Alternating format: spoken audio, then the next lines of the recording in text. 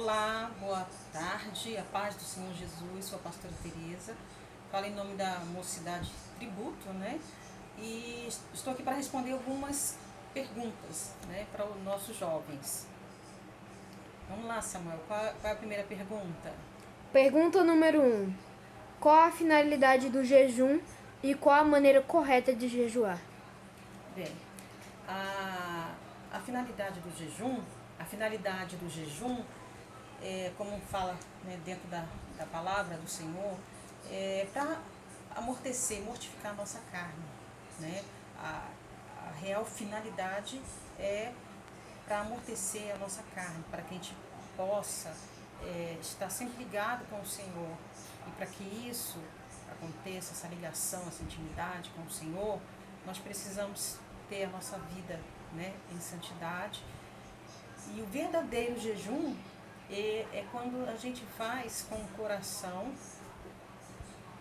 aberto, sincero diante do Senhor, e nós fazemos em secreto. Somente nós e o Senhor Jesus é que vai estar sabendo, né, qual é o objetivo, para que você está ali fazendo. Não é mostrando para as pessoas, né, mostrando mostrando que você está abatido. Nós temos que nos colocar diante do Senhor para realizar um jejum, mas com alegria, com satisfação, né, no rosto, nas nossas vestes. A gente tem que ter esse cuidado para que as pessoas não venham achar que o jejum é um peso. O jejum não pode ser um peso, né? Ele você tem que fazer com satisfação para que as pessoas não venham te criticar por isso. Qual a próxima pergunta, Samuel? Segunda pergunta. Qual o seu entendimento sobre ética na concepção bíblica e secular? Ética. Ética, a gente vê muito a questão, quando se fala ética, é a questão muito de respeito. Você respeitar as pessoas. Eu creio que tem muitos estudos que falam sobre isso, né? Mas a partir do momento que você tem respeito pelas pessoas, aprende a respeitar o posicionamento das pessoas, você começa a entender que você tem o seu limite, você tem ali o momento onde você pode fazer as coisas, você não pode, e isso é no seu mundo, tanto secular quanto dentro da igreja, na casa do Senhor, juntamente com os irmãos, com os pastores, aprendendo a respeitar as pessoas.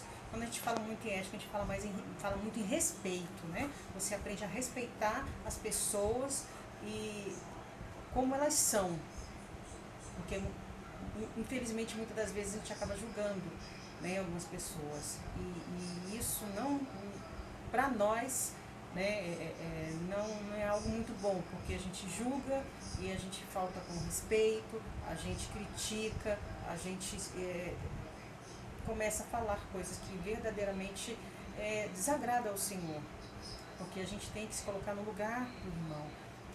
A ética verdadeira é quando você se coloca no lugar da pessoa, você entende o que a pessoa está passando, você começa a sentir o que ela está sentindo, então você começa a querer ajudar a pessoa, independente de qualquer coisa, você começa a ajudar. Isso não só pessoas do nosso meio, mas pessoas que estão fora, pessoas que você não conhece, não tem uma ligação de proximidade, mas só de querer ajudar, você começa a ter desejo de querer ajudar. Isso faz com que a palavra do Senhor, o que diz na palavra, venha a cada dia florescer na nossa vida, no nosso meio.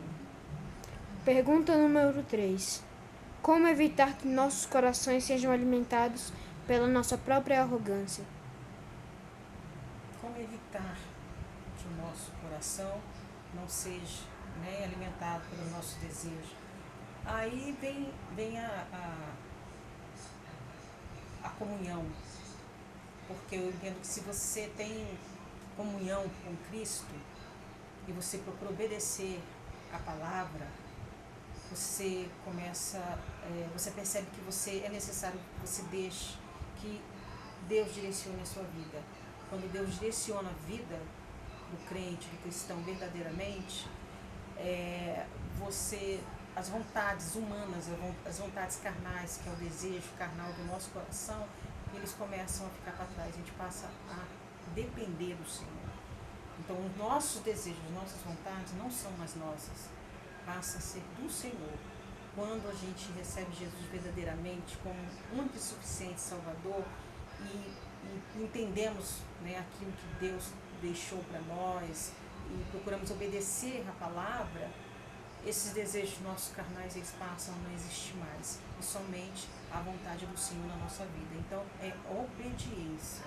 Se obedecermos, nós vamos ter sempre em nossa vida, em nossa mente, em nossos corações, a vontade e os desejos daquilo que Deus verdadeiramente deixou para nós de melhor.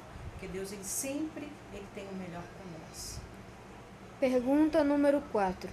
Em Mateus 6, do 19 ao 21, o que são nossos tesouros?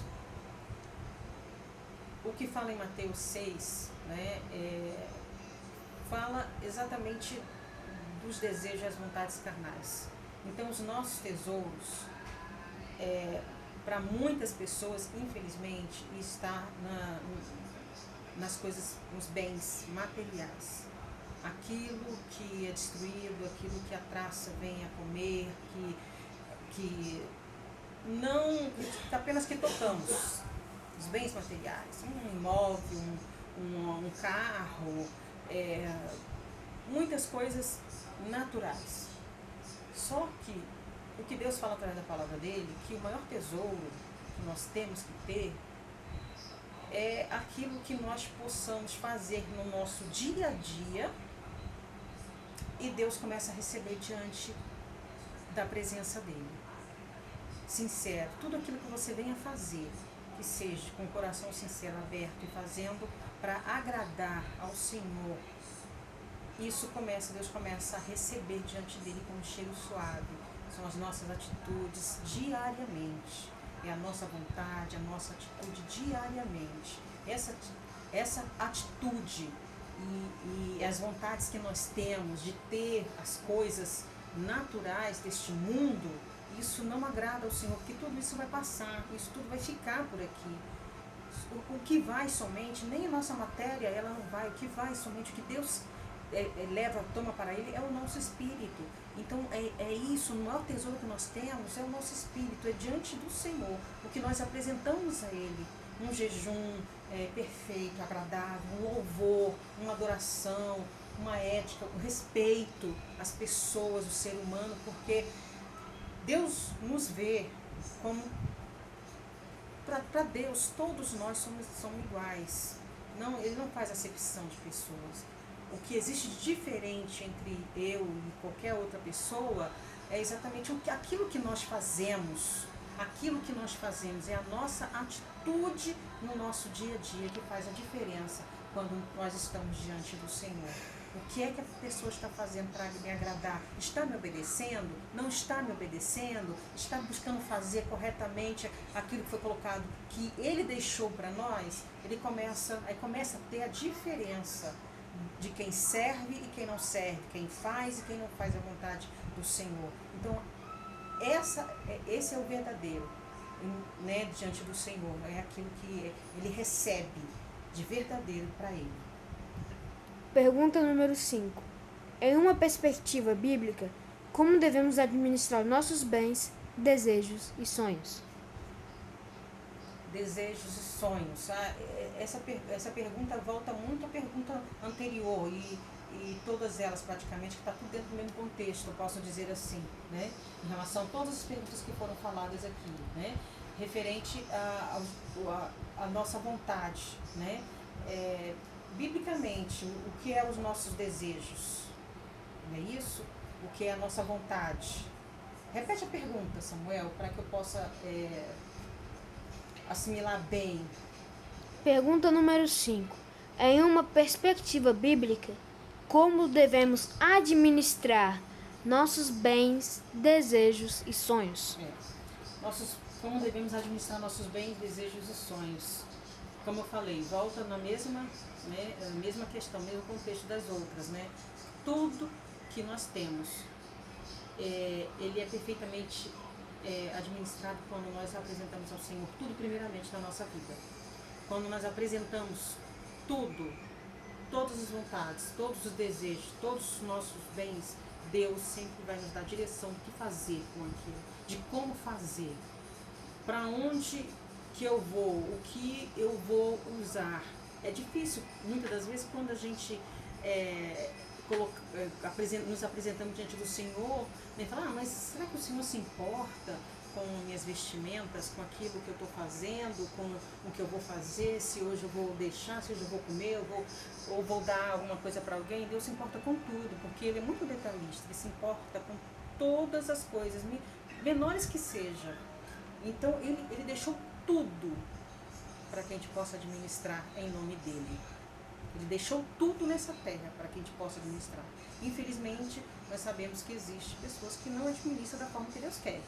Mas nós somos mordomos do Senhor. E o mordomo, ele cuida daquilo que é colocado em sua mão.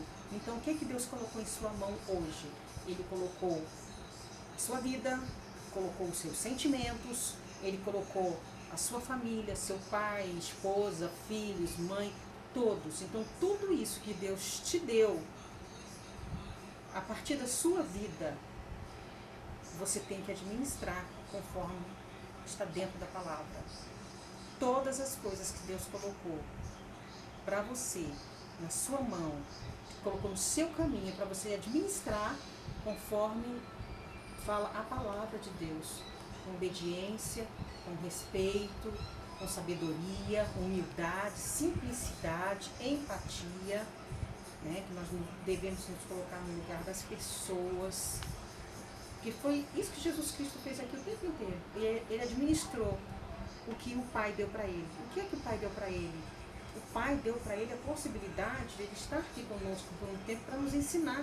Então, esses ensinamentos todos que foram, que Jesus Cristo deixou para nós, ele administrou as coisas que o Pai deu para ele. Sabedoria, entendimento, mansidão, todas essas coisas foram dadas pelo Pai. Então, Deus nos criou, Deus nos fez e Ele quer tão somente que a gente faça aquilo que Jesus Cristo fez. Nos colocar no lugar das pessoas, administrar tudo, tanto os sentimentos e todas as coisas à nossa volta. Eu agradeço a oportunidade.